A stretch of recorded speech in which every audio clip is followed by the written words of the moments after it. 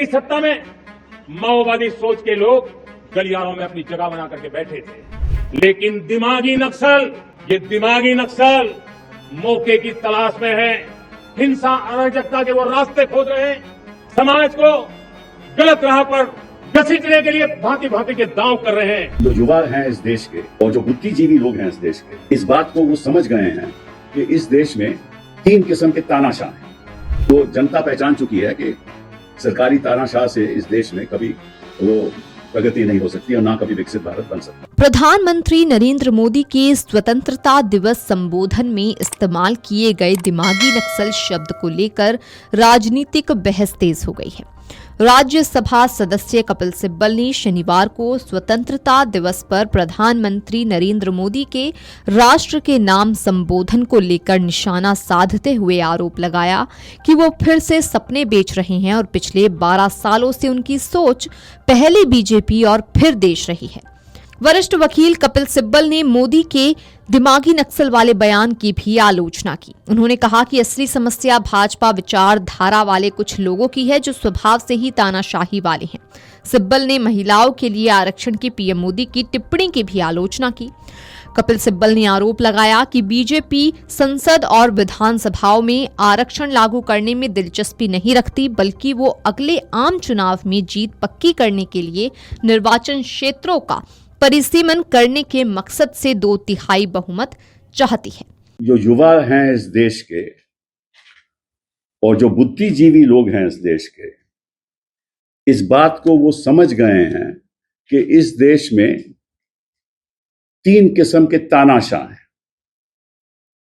एक तो सरकारी तानाशाह, उसमें ईडी हो गया, उसमें सीबीआई हो गया, उसमें इलेक्शन कमीशन हो गया, उसमें कुछ ऐसे वाइस चांसलर्स हो गए, कुछ गवर्नर्स हो गए जो सरकार के इशारों में चलते हैं।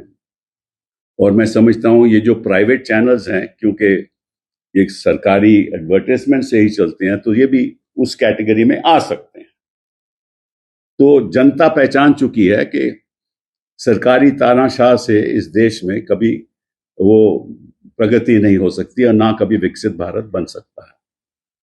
और दूसरे किस्म के लोग हैं सामाजिक तानाशाह।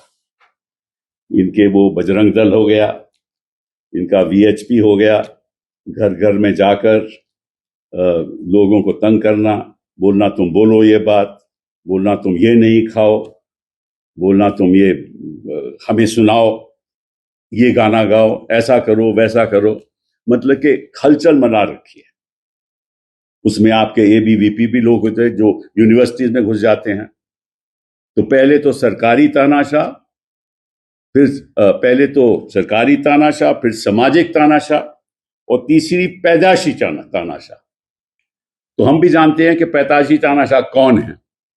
युवा जानता है, देश की जनता जानती है, सिविल सोसाइटी जानती है। साथ ही उन्होंने प्रेस वार्ता में कहा कि मैं लाल किले की प्राचीर से प्रधानमंत्री का संबोधन बहुत ध्यान से सुन रहा था। उन्होंने कई मुद्दों पर बात की, लेकिन कुछ ऐसे मुद्दे हैं जिनका जिक्र मैं करना चाहता हूं। पहला मुद्दा प्रधानमंत्री द्वारा दिमागी नक्सल कहे जाने का है। मुझे लगता है कि ऐसा नहीं कहा जाना चाहिए था, खासकर तब जब उन्हें पता हो कि दुनिया उनकी बातें सुन रही है। जब वो दिमागी नक्सल यानी नक्सली सोच वाले लोगों की बात करते हैं तो वो भारत के लोगों और बाकी दुनिया को ये संकेत दे रहे होते हैं कि देश में ऐसे लोग हैं जो बौद्धिक रूप से अराजकतावादी हैं और जो देश को अंदर से बर्बाद करना चाहते हैं। दरअसल प्रधानमंत्री ने अपने संबोधन में कहा था कि माओवाद, नक्सलवाद ने देश के कई परिवारों को बर्बाद किया। 4 दशक तक इसने देश की बड़ी आबादी को बंदूक की नोक पर दबोच रखा था।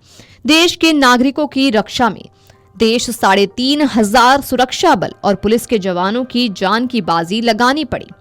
नक्सलवाद ने देश की धरती को लहूलुहान कर दिया। 2014 में जब आपने हमें मौका दिया, तभी हमने संकल्प लिया था कि हम नक्सलवाद को देश से खत्म कर देंगे। हम उसे पूरी तरह खत्म करने की दिशा में हैं। जहां पर कभी नक्सलियों की गोलियां चलती थीं, जहां कभी धरती रक्त रंजित होती थी, आज वहां विश्वास, प्रयास और विकास का तिरंगा लहरा रहा है।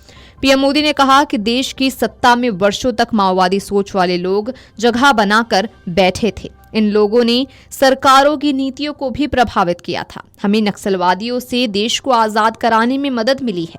हथियार वाले नक्सल तो गए, लेकिन दिमाग वाले नक्सल देश में हैं। ये देश को हिंसा में घसीटने की कोशिश में जुटे हैं।